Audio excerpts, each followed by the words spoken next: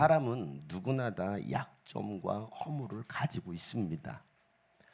영화에 등장하는 어벤져스들도요, 각자의 약점이 있고요. 성경의 주인공처럼 등장하는 인물들도 보면 다 약점을 가지고 있습니다.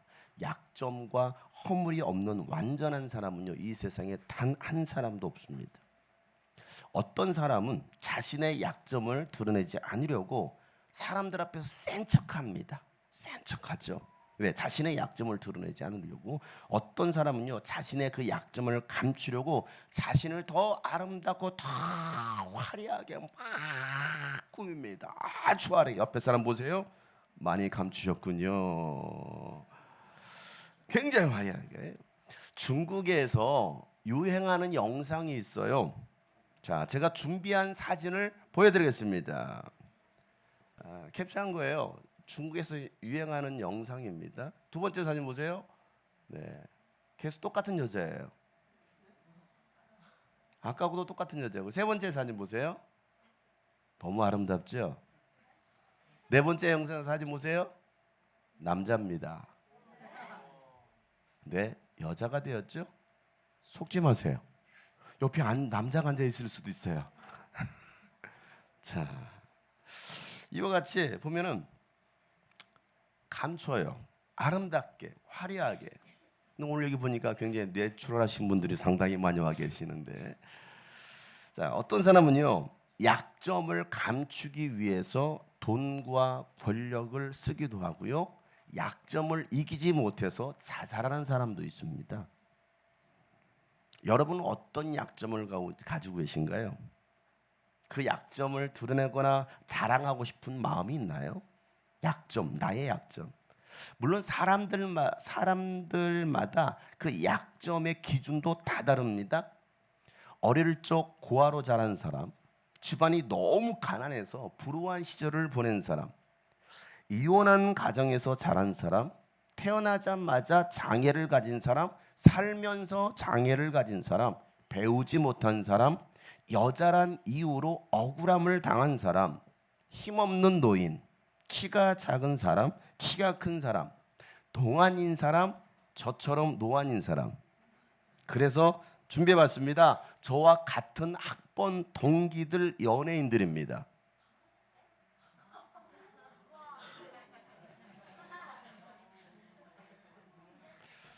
제가 동건이나 용준이, 재석이, 소영이랑 같은 연배로 보이십니까? 더 어려 보여요? 감사하네요. 대학생 신입생이 되어서 수업을 들으러 제가 강의실로 들어갔는데요. 동기들이 저를 보고 막 인사를 하는 겁니다. 대학교 1학년 때 얘기해요. 제가 복도를 걸어가면요, 다른 학생들이 저한테 인사를 하는 겁니다.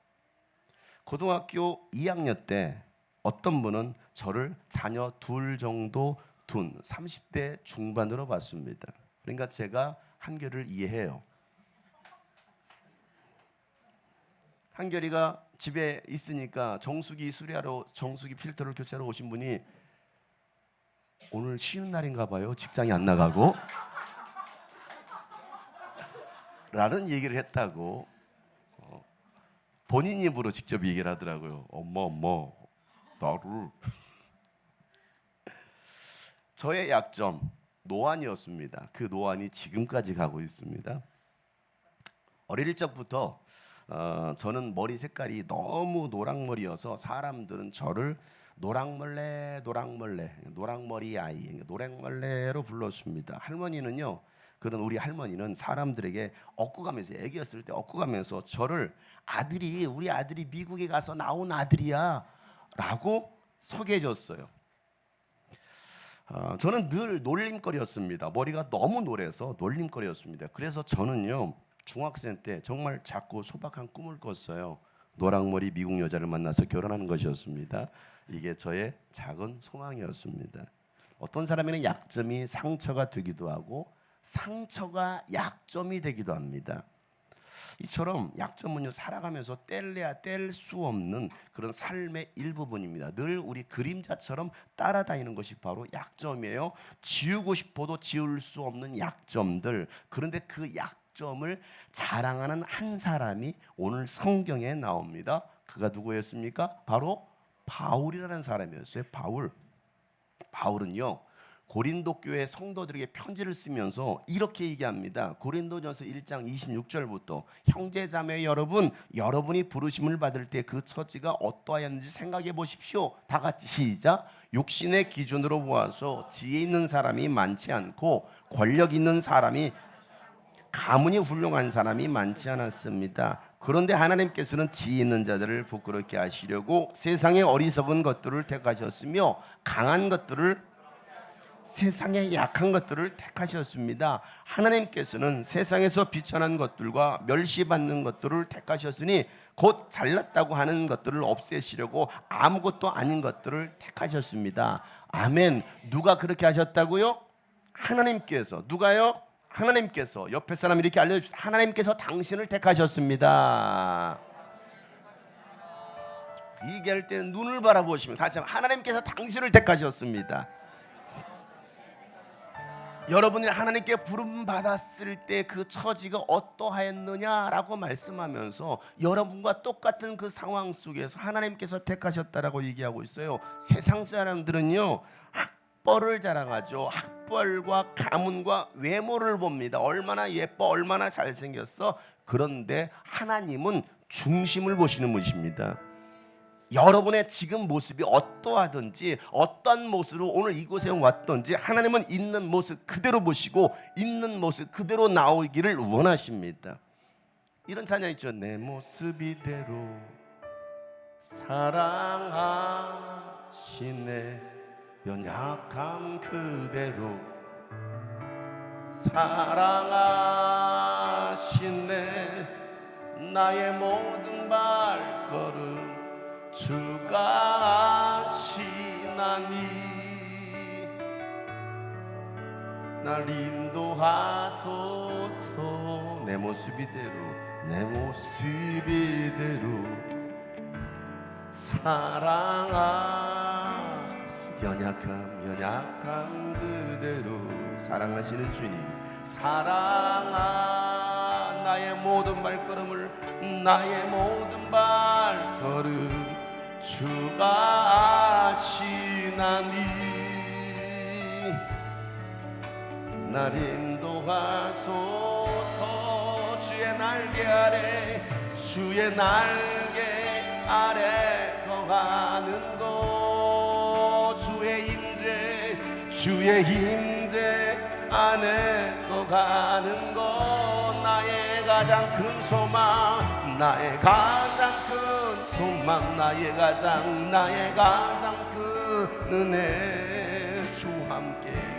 주와 함께 동행하는 일, 주님의 날개 아래 거하는 곳, 주의 날개 아래 거하는 곳. 오늘도 주님의 그 임재 아래 거하기를 소망합시다. 주의 임재 안에 거하는 것, 나의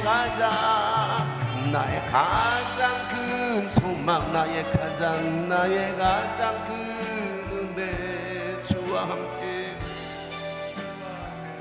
나의 가장 큰 소망,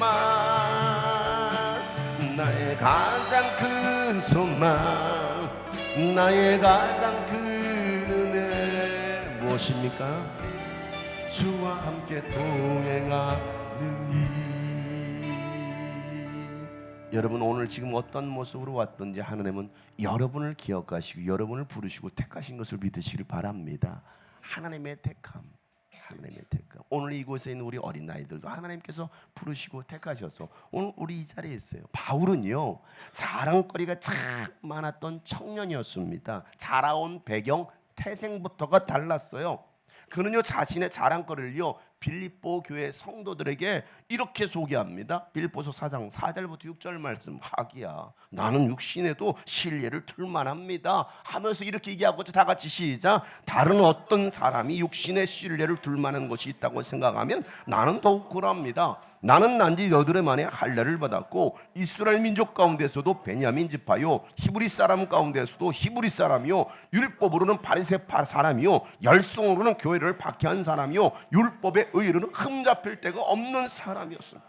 아멘. 이게 바울의 자랑거리였습니다. 바울에게는 육신의 자랑거리가 참 많이 있다는 겁니다. 첫 번째, 여드레 만에 할례를 받았다는 겁니다. 이 말은요, 모세의 율법대로 나면서부터 율법을 철저하게 실천했던 모태신앙, 모태유대인, 그런 사람이었습니다. 또 이스라엘 민족 가운데서도 어느 지파? 베냐민 지파에 속한 족보가 있는 사람이었습니다. 베냐민 지파는 어떤 지파입니까? 이스라엘의 초대 왕을 배출했습니다. 초대 왕 사울왕은요, 베냐민 지파였습니다. 왕의 가문이었습니다. 여러분의 가문은 뭐예요? 누구 있어요, 여러분? 자랑할 만한 사람? 저는 있어요. 장희빈. 여러분, 히브리 사람 가운데서도 나는 히브리 사람이고, 율법으로는요 사람들에게 존경을 받는 정통 바리새파 사람이고, 열성으로는 교회를 박해하던 사람, 장래 총망한, 그러니 유대인들에게는 얼마나 인기가 있었겠습니까? 이 사람, 이 청년, 야, 율법으로는 흠잡힐 데가 전혀 없는 완벽남이었습니다.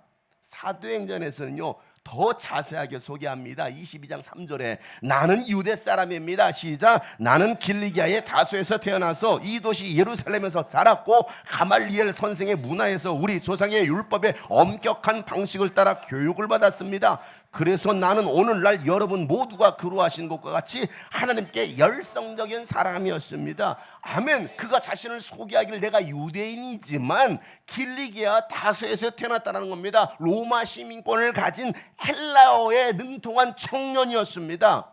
고대 지리 역사학자였던 스트라본은요, 당시 3대 교육 도시를 아테네, 알렉산드리아, 그리고 다소라고 소개하고 있습니다. 철하고, 다소는요 철학으로 유명한 스토아파, 이런 거 알아요? 스토아파 모르죠? 몰라도 아는 척 끄덕끄덕하면 굉장히 유식한 것처럼 보입니다. 여러분, 스토아파의 거점 교육 도시가 바로 길리기아 다소였습니다. 요즘 말로 말하면 강남, 대치동, 목동, 평촌, 학원구와 같은 도시. 바울은요 예루살렘으로 이사 왔습니다. 그리고 그곳에서 살아는 겁니다. 또한 예루살렘은 어떤 곳이? 성지 아닙니까? 성지, 수도 아닙니까? 가말리엘 문화에서 제사장이 되기 위한 율법 교육을 철저히 받은 청년이었습니다. 자, 이걸 지금 현대식으로 표현하면 한국 사람으로서, 나는 한국인으로서 하와이에서 태어나 미국 시민권을 가졌고 서울에서 자랐는데 서울대학교 법대 수석으로 들어가서 수석으로 졸업하고 검찰총장이 되기 위한 모든 준비를 다 마쳤고, 정의를 위해서 죄인들을 다 집어넣는 신앙의 아주 열성인 사람 바울, 흠잡을 데가 전혀 없는 이런 사람. 여러분도 이 정도의 스펙은 다 가지고 있잖아요. 아니에요? 이 정도의 스펙은 다 가지고 있지 않습니까? 그런데 이렇게 자랑거리가 많아서 의기양양하고 승승장구하고 혈기왕성했던 청년 바울이 지금껏 자랑했던 거와는 전혀 다른, 아니, 지금껏 자랑한 것을 자랑하는 것이 아니라 오히려 오늘 말씀해 보니까 뭘 자랑한대요? 나의 약점을 자랑한다라고 얘기하고 있어요. 이상해졌어요. 나의 약점을 자랑한대요. 고린도후서 11장 30절 다 같이 한번 읽어볼까요? 시작. 꼭 자랑을 해야 한다고 하면 나는 내 약점, 뭘 자랑한다고요? 약점들을 자랑하고 있대요. 여러분, 약점 자랑하고 싶어요? 약점 하나 없던 그에게 무슨 약점이 생긴 것입니까, 여러분? 그리고 약점이 어떻게 자랑거리가 될 수 있어요? 무엇이 그를 이렇게 바꿨을까? 그러면 생각해 보세요. 그의 인생을 바꿔놓은 사건은요, 부활하신 예수를 만난 것입니다. 예수님이 그의 인생을 바꾸신 것입니다. 누구든지 예수를 만나면 인생이 달라집니다. 청년 바울은요, 율법과 야훼 하나님에 대한 잘못된 열성으로 예수 믿는 사람들을 잡아 죽이고 교회를 없애기 위하여 대제사장에게서 공문을 받아가지고 다마스쿠스로 가는 길에 부활하신 예수를 만난 거예요. 그 사건을 사도행전 9장에 기록하고 있습니다. 사울은 여전히 주님의 제자들을 위협하면서 살기를 띠고 있었다. 그는 대제사장이 가서 다마스쿠스에 있는 여러 회당으로 보내는 편지를 써달라고 합니다. 그는 그 도를 믿는 사람, 그 도 바로 예수 그리스도의 도죠. 그 도를 믿는 사람은 남자나 여자나 가리지 않고 닥치는 대로 묶어서 예루살렘을 끌고 오려고 했습니다. 사울이 길을 가다가 다마스쿠스 가는 가까이 이르렀을 때 갑자기 하늘에서 환한 빛이 그를 둘러 비추더니 그는 땅에 엎어집니다. 그리고 그는 사울아, 사울아, 네가 왜 나를 핍박하느냐 하는 음성을 듣습니다. 그래서 그가 주님 누구십니까? 하고 물으니 나는 내가 핍박하는 예수다. 이 예수를 만난 거예요. 부활하신 예수 그리스도를 만난 바울은요, 지금까지의 인생 계획이 잘못되었고 그의 율법적이고 맹목적인 신앙생활도 잘못되었다는 걸 깨달았어요. 그 전까지는 자기가 잘하고 있었다라고 생각했습니다. 하나님을 위한 일이라고 생각했습니다. 나만큼만 신앙생활해봐, 나만큼만 헌신해봐. 이게 바울이었습니다. 자신은 하나님을 위해 열심히 신앙생활을 하고 있다라고 생각했던 것이죠. 그런데 그게 잘못된, 얼마나 잘못된 것인지를 진짜 예수를 만나고 나니까, 진짜 하나님을 만나고 나니까 깨닫게 된 거예요. 그리고 성령의 충만함을 받고 나면서부터 예수가 하나님의 아들이심과 예수 그리스도의 부활을 증거하기 시작합니다. 그의 인생이 완전히 바뀌었어요. 사도행전 9장 20절입니다. 다 같이 한번 큰 목소리로 시작. 그런 다음에 그는 곧 여러 회당에서 예수가 하나님의 아들이심을 선포하였다. 아멘. 여러분, 부활하신 예수 그리스도를 만난 다음에 그의 삶이 새롭게 시작된 거예요. 이전과는 전혀 다른 삶이 시작되었습니다. 교회를 박해하던 자에서 이제는 교회를 세우는 자가 되었습니다. 예수 믿는 사람들을 핍박하던 자가 이제는 예수님 때문에 핍박을 받는 사람이 되었습니다. 세상의 성공을 위하여 지식과 스펙을 쌓았던 사람이 이제는 부활을 얻고자 세상의 것을 배설물로 여기고 버리는 사람이 되었어요. 전혀 다른 새로운 삶이 시작된 거예요. 이전과는 다른 삶인 거예요. 자, 빌립보서 3장 7절부터 8절 말씀이죠. 다 같이 읽어보겠습니다. 시작. 그러나 나는 내게 이루었던 것은 무엇이든지 그리스도 때문에 해로운 것으로 여기게 되었습니다. 그뿐만 아니라 내 주 예수 그리스도를 아는 지식이 가장 고귀함으로 나는 그 밖에 모든 것을 해로 여깁니다. 나는 그리스도 때문에 모든 것을 잃었고 그 모든 것을 오물로 여깁니다. 아멘. 이게 바울의 고백이에요. 율법의 사람이 복음의 사람이 된 겁니다. 새로운 인생이 시작된 거였습니다. 용서하지 못하던 자가 용서하는 사람이 되었고요, 이해하지 못하던 사람이 이제는 사랑하는 사람이 되었어요. 이렇게 그의 인생을 완전히 바꾸신 분이 예수님이십니다. 여러분의 인생도 바뀔 수 있습니다. 예수를 만나면 새로운 삶이 시작됩니다. 사망에서 생명으로, 절망에서 소망으로, 슬픔에서 기쁨으로, 원망이 감사로, 한숨이 기뻐로, 땅의 것이 하늘의 것으로 시선이 바뀌게 되는 겁니다. 누구를 만나면요? 예수를 만나면 인생의 목적이 바뀌는 거예요. 바뀌어요. 여러분의 인생 어떻습니까? 예수님을 만남으로 여러분 바뀌셨습니까? 아니면 아직도 살아계신 예수를 만나지 못해서 여러분 방황하고 있습니까? 여전히 수렁에 빠져서 나오지 못하고 허우적거리면서 더 깊은 수렁으로 여러분 빠져들고 있나요? 내가 분명히 교회는 다니는데 예수를 믿는다고 하는데, 아니, 예수님이면 되는데, 예수님을 만나면 되는데, 예수님이 답인데 아직도 다른 데서 답을 찾고 있는 사람들 교회 안에 있지 않습니까? 이 시간 예수님을 만나시길 바랍니다. 새로운 삶이 시작될 것입니다. 이게 진짜 예수 만난 사람이, 이게 진짜 예수 믿는 사람이에요. 교회 다녀주는 사람이 아니라. 바울은 예수를 만나고 나니까 지난날에 자신의 모습이 얼마나 부끄러웠던지를 갖다가 깨닫게 되죠. 더럽고 초라한 자신의 모습을 보게 된 겁니다. 진짜 모습을 보게 된 거예요. 겉으로는 화려하게 아름답게 꾸미고 다녔는데 이게 참 더러운 거였구나, 수치스럽구나. 분명 세상에서는 잘 준비되었고 사람들한테 인정받았던 사람인데 죄 한 번 안 짓고 착하고 선하게 잘 살았다라고 생각했는데 그런 모든 것들이 헛된 것이라는 거, 예수님 없는 삶은 다 죄라는 것을 깨닫게 된 거예요. 그제서야. 그러니 그게 나에게 필요하겠느냐는 거야.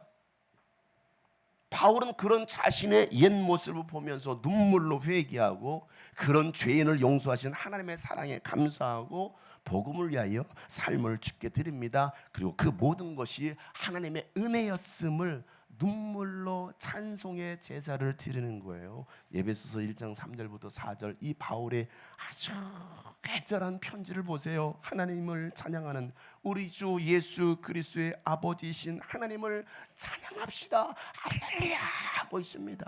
편지를 쓰면서 하나님께서는 그리스도 안에서 하늘에 속한 온갖 신령한 복을 우리에게 주셨습니다. 지금 자신이 얘기하고 있죠. 하나님은 세상 창조 전에 그리스도 안에서 우리를 택하시고 사랑해 주셔서 하나님 앞에서 거룩하고 흠이 없는 사람이 되게 하셨습니다. 그러니까 내가 지금 이 자리에 있는 것이 그냥 있는 게 아니고 우연이 아니라 하나님의 계획하심이었습니다 하면서 바울은 고백하며 자신의 삶을 돌아보고 주님을 찬양하죠. 이런 찬양을 했을 것 같아요. 내 평생 살아온 길 뒤돌아보니 짧은 내 인생길 오직 주의 내 평생 살아온 길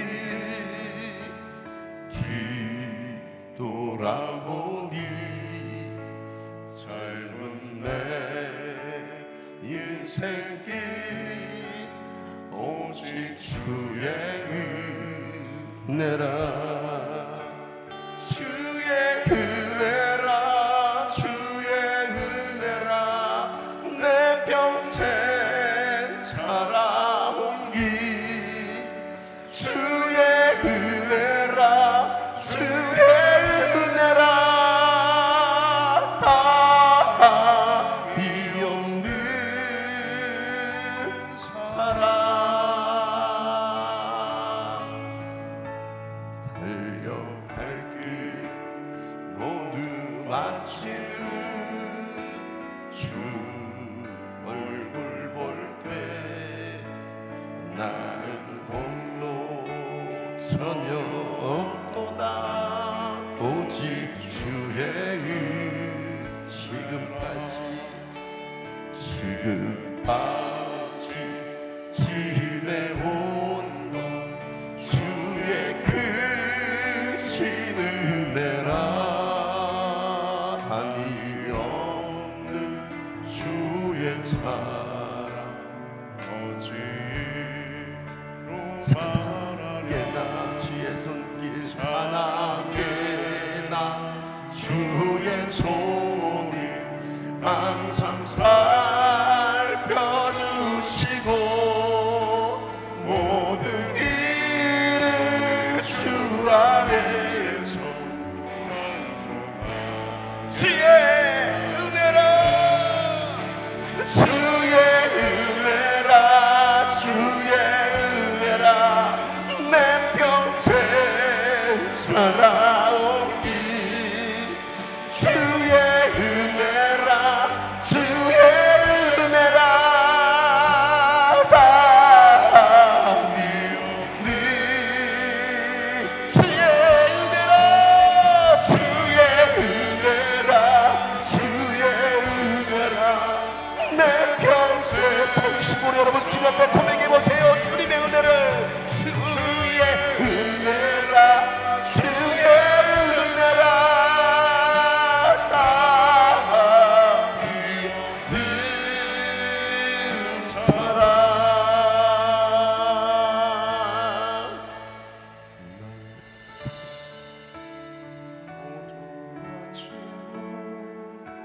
주 얼굴 볼 때 나는 홀로 전혀 없도다 오직 주의 달려갈 길 모두 달려갈 우리 모두가 주님 앞에 서게 될 날이 올 겁니다. 숨이 끊어질 날이 올 겁니다. 우리 모두가 주님을 볼 때에 나는 공로 전혀 없도다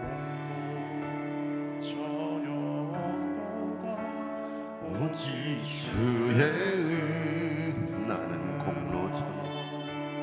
나는 공로 전혀 없도다 오직 주의 은혜가 이게 바울의 고백이었습니다. 모든 것이 다 하나님의 은혜였습니다. 여러분도 같은 고백이십니까? 지금까지 지내온 것이 다 주님의 크신 은혜였습니까? 여러분을 지으신 목적, 여러분을 부르신 목적, 여러분을 보내시는 목적을 아십니까? 이 모든 것을 하나님께서 계획하시고 인도하시고 계심을 아십니까? 이 또한 하나님의 은혜입니다. 오늘 우리가 이 자리에 모여서 예배함도 주님이 꿈꾸신 교회라는 이 공동체의 한 몸이 되어서 하나님의 나라를 소망함도 모든 세대가 모여서 찬양하고 기도하고 예배함도 다 하나님의 은혜입니다. 그 은혜를 좀 우리가 오늘 이 시간 기억했으면 좋겠어요. 나를 지으신 이가 하나님, 나를 부르신 이가 하나님, 나를 보내신 이도, 나를 보내신 이도 하나님, 나의 나 된 것은 다 나의 달려갈 길 다가도록 나의 마지막 호흡 다가도록 나로 그 십자가 분께 하시니 나의 나 된 것은 다 하나님 은혜라. 한량없는 은혜, 불길 없는 은혜, 내 삶을 애워싸는 하나님의 은혜, 내 삶을 애워싸니 하나님의 은혜. 나 주저하지 않고 주님께서 말씀하시는 그곳을 향하여 나 주저한 것이 그 땅을 밟은 곳, 나를 붙드시는 하나님의, 나를 붙드시는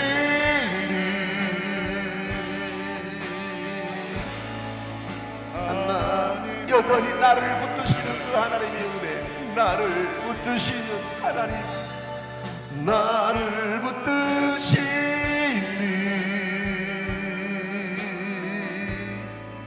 하나님. 우리 옆에 계신 분 한번 축복할까요? 너를 붙드시는, 당신을 붙드시는 하나님의 은혜, 너를 붙드시는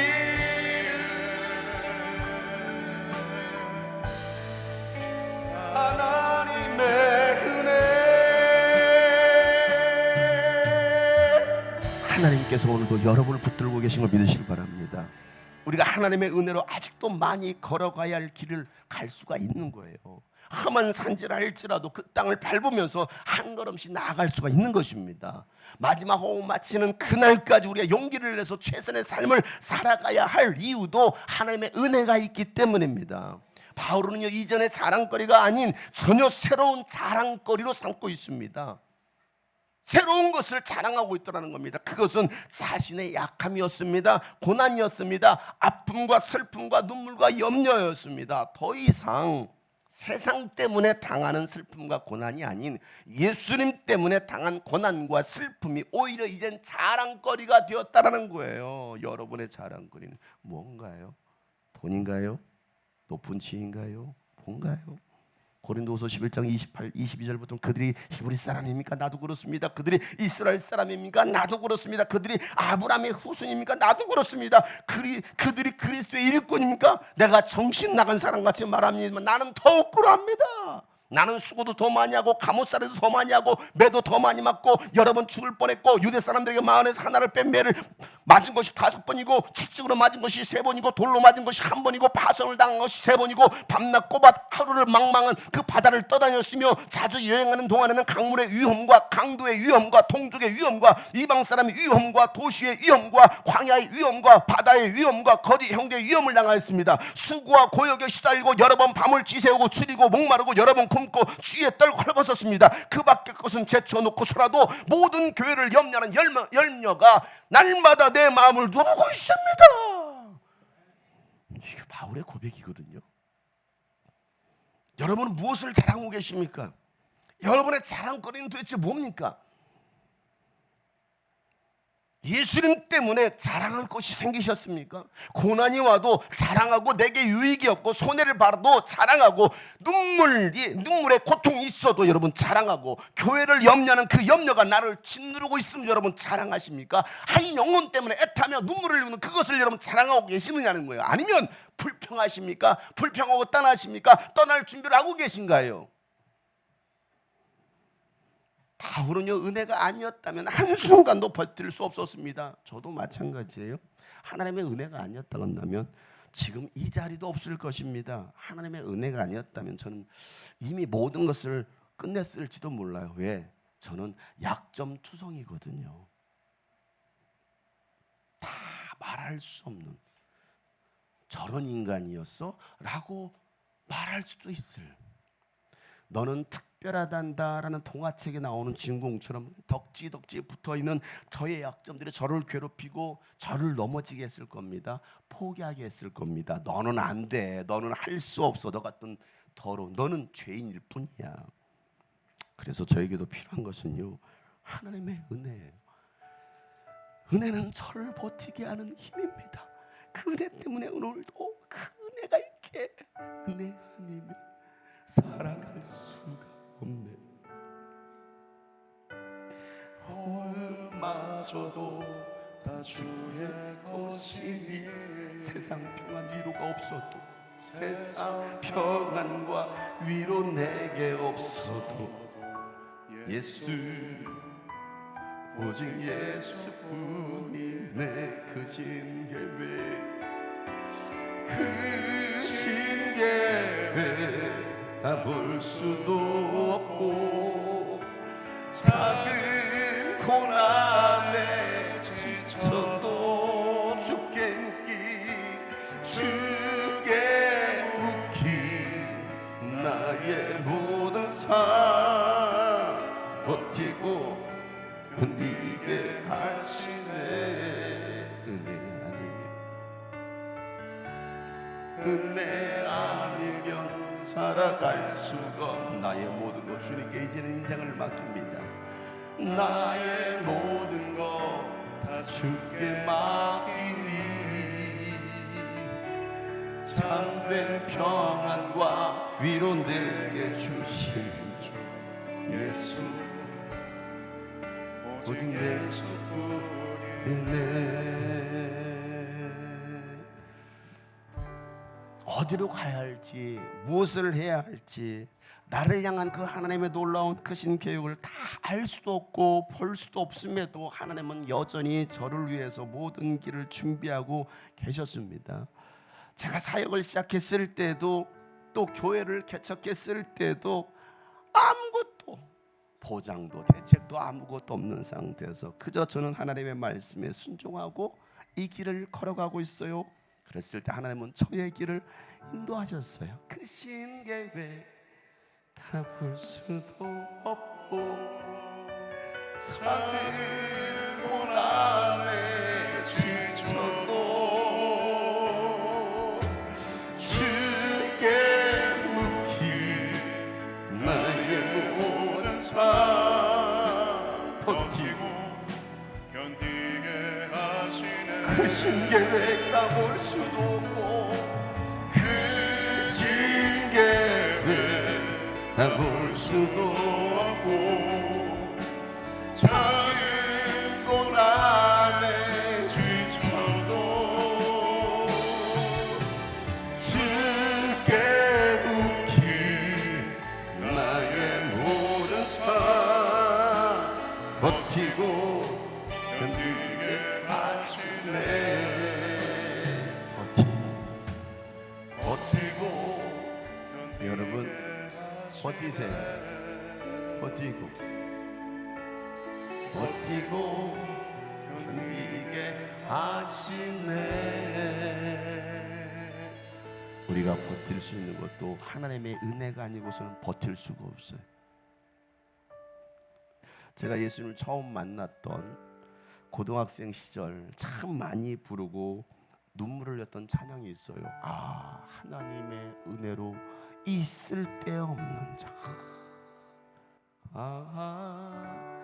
하나님의 은혜로 있을 데 없는 참 왜 구속하여 주는지 난 알 수 없도 왜 내게 굳센 믿음과 또 복을 주셔서 내 마음이 항상 편한지 난 알 수 없도 왜 나에게 성령을 주셨습니까?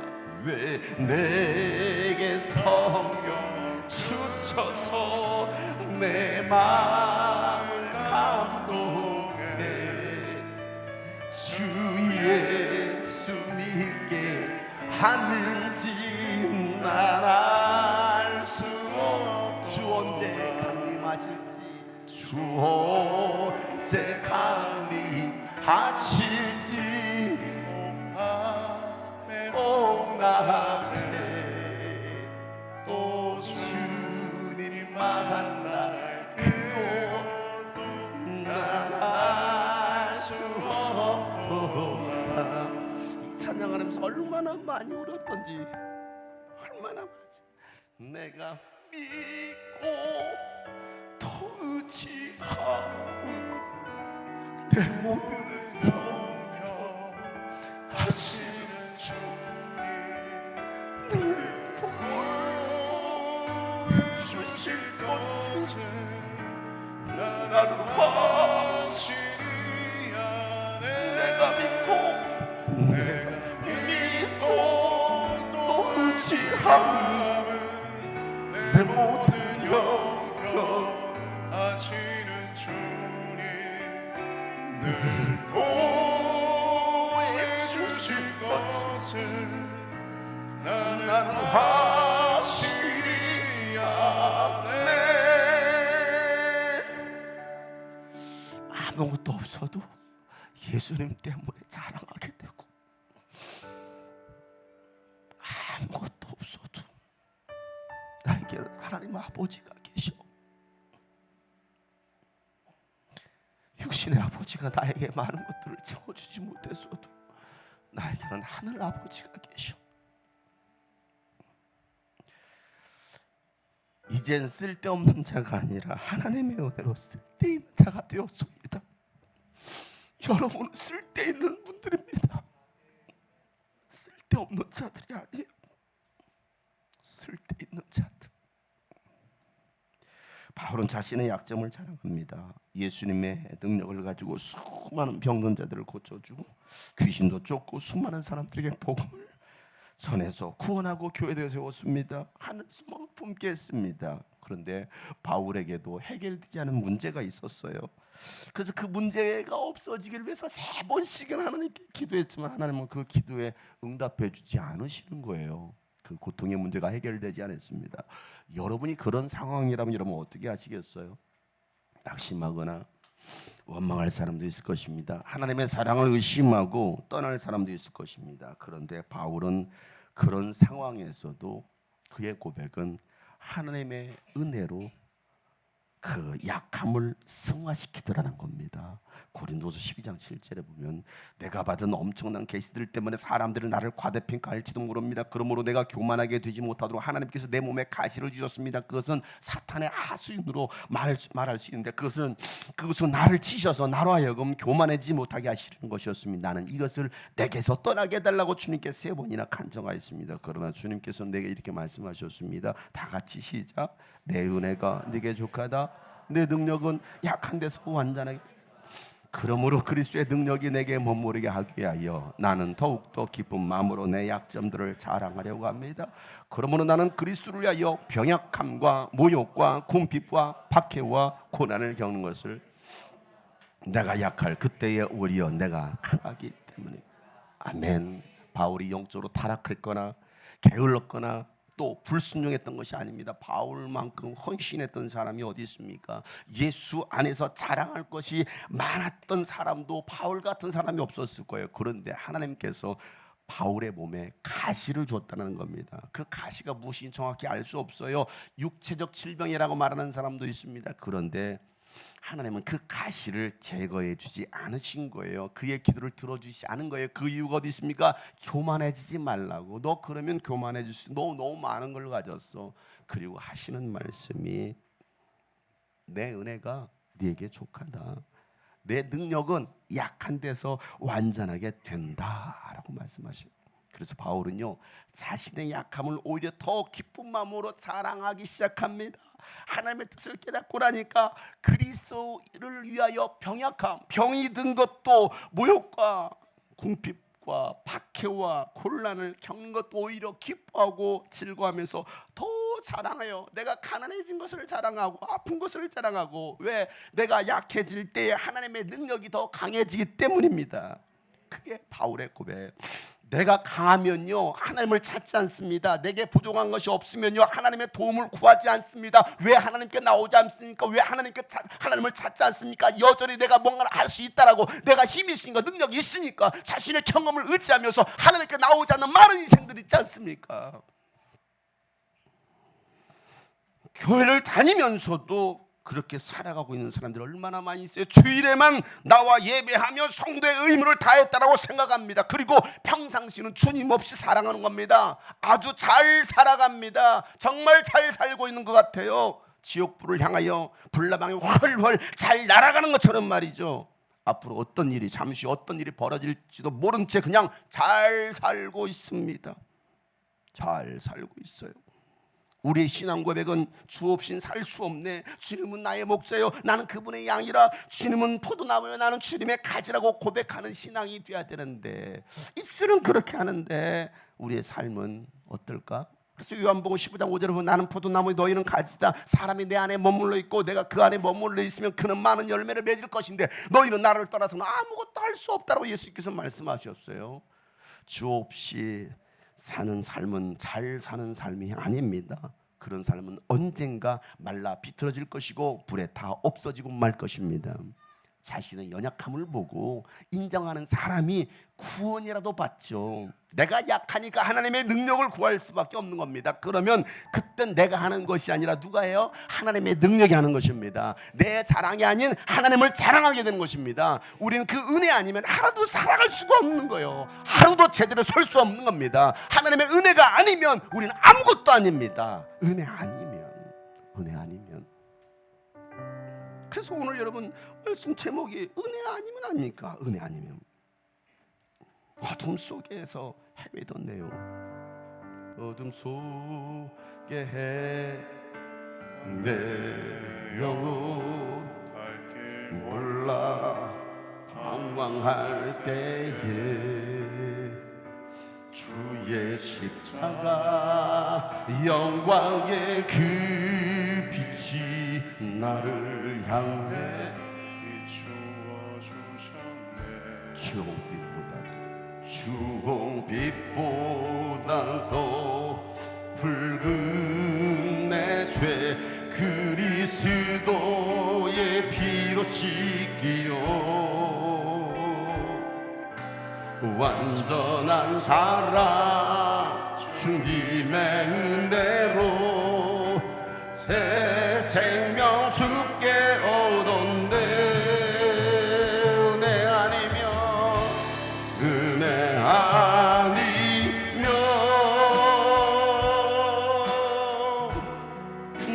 서지 못하네. 십자가의 그 사랑, 십자가의 그 사랑, 그 능력 아니면 나 서지 못하네. 은혜 아니면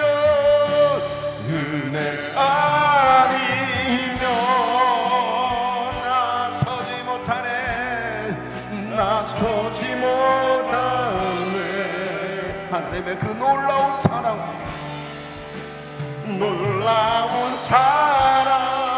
그 은혜 아니면 나서지 못하네. 여러분 여러분, 그 하나님의 은혜가 아니고서는 우리는 하루도 살 수 없다라고 고백하는 사람들이 바로 신앙인입니다. 그가 진짜 예수 믿는 사람이에요. 여러분 정말 그 은혜로 살아가고 계십니까? 아니면 교회를 다니고 계십니까? 다녀주고 계십니까? 저는 자랑할 것이 없는 연약한 자예요. 가문을 자랑할 것도 없고 박사학위 자랑하는 그런 학벌을 자랑할 것도 없고 좋은 성격을 가진 것도 아니고 또 설교를 잘하는 것도 아니고 좋은 목회의 기술을 가진 것도 아니에요. 그저 저는 초라한 인생일 뿐입니다. 다듬어지지 못한 성품 때문에 때로는 성도들의 상처를 받기도 하고 저의 또 이 무뚝뚝함, 이 말투 때문에 제가 상처를 주기도 하고 뭐 하나 제대로 하는 건 없는 그냥 지극히 평범함, 아니 그 평범함보다도 못한 그런 사람이에요. 그래서요 저는 제 자신을 막 더 괴롭히는 거예요. 왜? 너무 못나서 할 수 있는 게 별로 없어. 그래서 내 자신을 막 쉬지 못하게 하는 겁니다. 그래서 안 쉬는 거예요. 안 쉬려고 막 다른 목사들보다 더 열심히 일하는 거예요. 다른 목사들보다. 그제 제 아내가 그러더라고요. 다른 목사님들도 당신처럼 그렇게 해? 모르겠는데 다 그러지 않을까? 나는 내 자신을 막 괴롭히는 거야. 왜? 할 줄 아는 게 별로 없어서. 몇백 명, 몇천 명, 몇만 명 모아놓고 목회하는 것도 아니고 내가 이렇게 목회 성공했으면 자랑할 것도 없고 그냥 고만. 고린도전서 15장 10절에 바울은 이런 고백을 합니다. 그러나 나는 하나님의 은혜로 오늘의 내가 되었습니다. 나에게 베풀어 주신 하나님의 은혜는 헛되지 않습니다. 나는 사도들 가운데 어느 누구보다도 더 열심히 일하였습니다. 그러나 이렇게 한 것은 내가 아니라 나와 함께 하신 하나님의 은혜입니다. 그래서 저도 바울 좀 흉내내 보려고 막 애를 써봐요. 왜? 약점이 많은 자이니까 잘 좀 해보려고. 내 성격과는 전혀 맞지 않아요. 그런데 웃고 설교하고 가르치고 때로는 개그맨처럼 막 침도 흘려가면서 막 바보 연기도 하고 먼저 손 내밀어 보기도 하고 이 다음 세대를 세워보겠다고 그들의 수준으로 나를 낮춰놓고 내려놓기도 하고 그래서 함께 아픔과 상처를 보듬고 울어도 보고 때로는 때도 써보고 육신이 병약해져도 아프다는 소리 안 하고 견디고 다시 일어나고 없고 그런데 이제는 아파요. 힘들어요. 외로워요. 슬퍼요. 그래서 오늘도 하나님의 은혜를 구해보는 거예요. 왜? 은혜가 아니면 나는 아무것도 아니기 때문에. 그래서 이런 가사로 찬양을 만들어서 함께 불렀잖아요. 내가 사는 것은 하나님의 은혜, 나의 나된 것은 하나님의 은혜라. 나의 연약함을 아시는 하나님, 내게 능력 주시니 그 은혜로 나 삽니다. 내가 사는 하나님의 은혜, 나의 나된 것은 하나님의 은혜라. 나의 연약함을 아시는 하나님, 내게 능력 주시니 그 은혜로 내가 사는 것은 내가 사는 것은 하나님의 은혜, 나의 나된 것은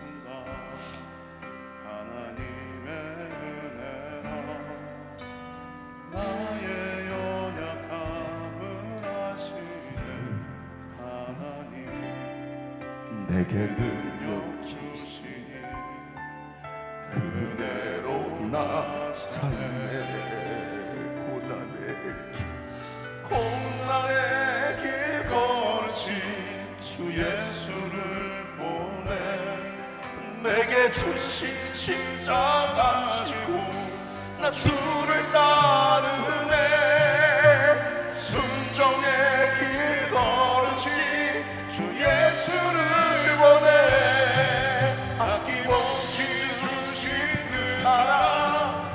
고난의 길을 걸으신 주 예수 그리스도, 고난의 길을 걸으신 주 예수를 보내 내게 주신 십자가 지고 난 주를 따르네.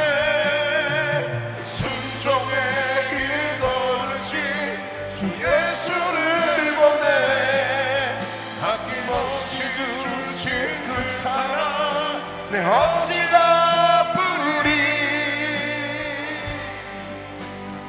이제 내가 사는 것은 나 아니요 내 안에 그리스도 사시는 것이라고.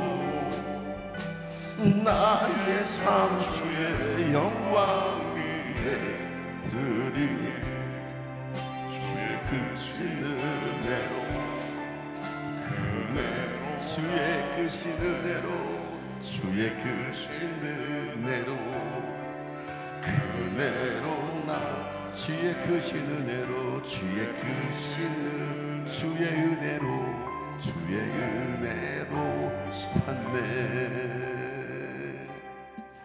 은혜 아니면 우리 이 시간 우리 주 앞에 기도해 볼까요? 하나님, 은혜가 떨어졌네요. 은혜가 없네요. 눈물도 없고 감동도 없고 감격도 없고 회개함도 없고, 형식적으로 일요일이니까 교회 와 앉아있고 끝나기가 무섭게 도망가야 되고, 왜 내가 이렇게 해야지? 내가 왜 이렇게 교회 생활을 해야지? 교회 생활을 해도 재미가 없고 삶의 무기력감에 빠지고, 아니 세상에서는 잘 나가는 것 같은데 은혜 아니면, 은혜가 없으면 시간 구할 때 하나님 나에게 은혜를 주세요. 하나님 아버지의 그 은혜를 나에게 주세요. 그 은혜로 살게 해주세요.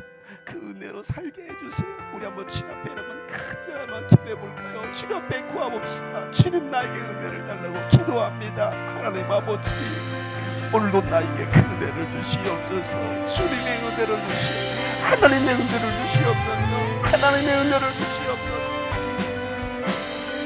하나님의 은혜로 살게 하여 주옵소서. 하나님의 은혜로 살게 하여. 고난의 길 걸으신 주 예수를 보내 아낌없이 지고 나 주를 따르네. 순종의 길 걸으신 주 예수를 보내. 주님을 바라보세요. 예수 그리스도를 바라보세요. 우리 주님 앞에 한번 고백할까요? 고난의 길을 걸으신 예수를 바라봅니다. 고난의 길 걸으신 주 예수를 내게 주신 십자가 지고 나 주를 따르네. 순종의 길 걸으신 주 예수를 보내 아낌없이 주신 그 사랑 우리 주님 앞에 결단하며 고백합시다. 고난의 길 걸으신 주 예수를 보내 내게 주신 십자가 지고 나 주를 따르네. 순종의 길 걸으신 주 예수를 보내 아낌없이 주신 그 사랑 내 어찌가 부리. 이제 내가 사는 것은 나 아니요 내 안에 그리스도 사시는 것이라오. 나의 삶 주의 영광 위에 드리니 주의 크신 은혜로. 우리 가슴에 두 손 얹고 고백합시다. 이제 내가 사는 것은 나 아니요 이제 내가 사는 것은 내 안에 그리스도가 사시는 내 안에 그리스도 사시는 것이라오. 나의 삶 주의 영광 위에 드리니 주의 크신 은혜로 그 은혜로 주의 크신 은혜로 주의 크신 은혜로 그 은혜로 주의 크신 은혜로 주의 은혜로 사네. 은혜 아니면 살아갈 수 없음을 고백하는 저희들의 심령 가운데 하나님 아버지의 은혜와 평강을 부어 주시옵소서. 그래서 우리에게 주신 그 사명 따라 주님의 영광을 위하여 살아가는 우리 모든 성도들을 되게 하여 주시옵소서. 이제는 우리 구주 예수 그리스도의 은혜와 하나님 아버지의 놀랍고도 지극하신 사랑과 성령님의 감화, 감동, 교통, 충만함이 은혜를 사모하며 나가는 모든 하나님의 사람들 머리 위에 가정 위에 이제부터 영원토록 함께 하시기를 간절히 축복하며 기도하옵나이다. 아멘.